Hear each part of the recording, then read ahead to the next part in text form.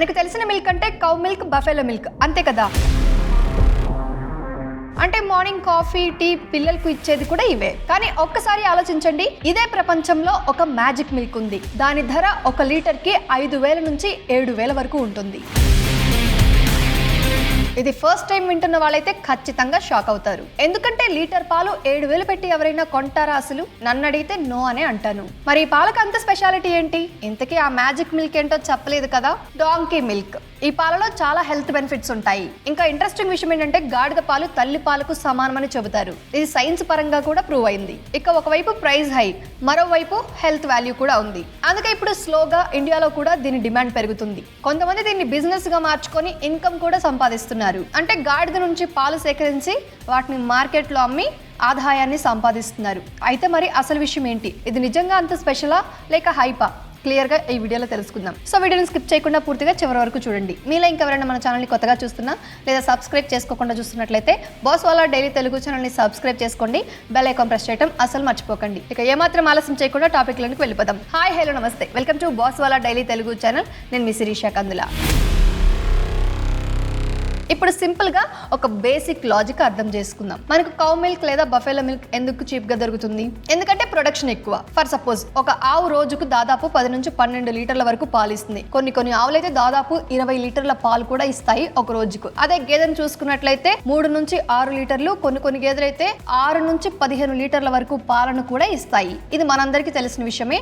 ఎందుకంటే ఆవుల్లో రకరకాలు, గేదెల్లో రకరకాలు ఉన్నాయి. సో దేశీ జాతి ఆవులు, గేదెలు ఎక్కువ పాలు ఇస్తాయి. బట్ డాంకీ కేసులో అలా కాదు. ఒక గాడిద రోజుకు కేవలం 200 నుంచి 300 ml మాత్రమే పాలు ఇస్తుంది. కొన్ని కేసెస్లో దాదాపు 1/2 లీటర్ నుంచి లీటర్ వరకు పాలు ఇస్తాయి. మహా అనుకుంటే ఓవరాల్ గా చెప్పాలి అంటే 1 లీటర్ వరకు మాత్రమే ఒక గాడిద పాలు ఇస్తుంది రోజుకి. ఇప్పుడు లీస్ట్ కేసులో చూద్దాం. 1 లీటర్ మిల్క్ కోసం దాదాపు 3 నుంచి 4 గాడిదలు అవసరం అవుతాయి. అంటే నేను చెప్పింది మీకు అర్థమైందండి? ఇప్పుడు దీన్ని బట్టి మీరు ఆలోచించండి. సప్లై చాలా తక్కువ, కానీ డిమాండ్ మాత్రం స్లోగా పెరుగుతుంది. అందుకే ప్రైస్ కూడా ఆటోమేటిక్ గా హై అవుతుంది. అయితే ఆవు పాలు, గేదె పాలు లాగా గాడిద పాలు అనేవి డైలీ యూజ్ మిల్క్ కాదు.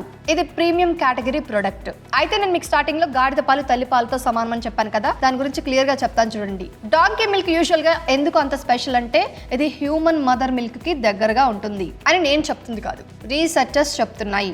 ఆల్రెడీ దీని మీద చాలా రీసెర్చెస్ జరిగాయి. అంతేకాదు దీనిలో ఫ్యాట్ తక్కువ, లాక్టోజ్ ఎక్కువ, డైజెషన్ చాలా ఈజీ.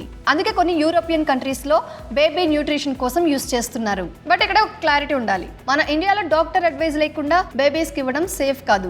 అందుకే సింపుల్ గా గుర్తుపెట్టుకోండి, mother milk best, donkey milk alternative మాత్రమే. కానీ donkey milk human mother milk composition కి దగ్గరగా ఉంటుంది, అదైతే నిజం. కానీ మన దగ్గర కూడా చాలా మంది గాడిద పాలను పిల్లలకు పట్టిస్తూ ఉంటారు. సో ఇప్పుడు హెల్త్ బెనిఫిట్స్ గురించి కనుక మాట్లాడినట్లయితే ఇది మిరాకిల్ మెడిసిన్ కాదు. దీంట్లో కొన్ని యూస్ఫుల్ ప్రాపర్టీస్ ఉన్నాయి. కొంతమందిలో ఇమ్యూనిటీ ఇంప్రూవ్ అవడంలో హెల్ప్ చేస్తుంది. ఇంకా అలర్జీ ఇష్యూస్ తగ్గించడంలో కూడా సపోర్ట్ చేస్తుందని కొన్ని స్టడీస్ చెప్తున్నాయి. అయితే డైజెస్ట్ అవడం చాలా ఈజీ కాబట్టి స్టమక్ కి లైట్ గా ఉంటుంది. కాల్షియం అబ్జార్ప్షన్ ఇంప్రూవ్ అవడం వల్ల బోన్స్ కి సపోర్ట్ ఉంటుంది.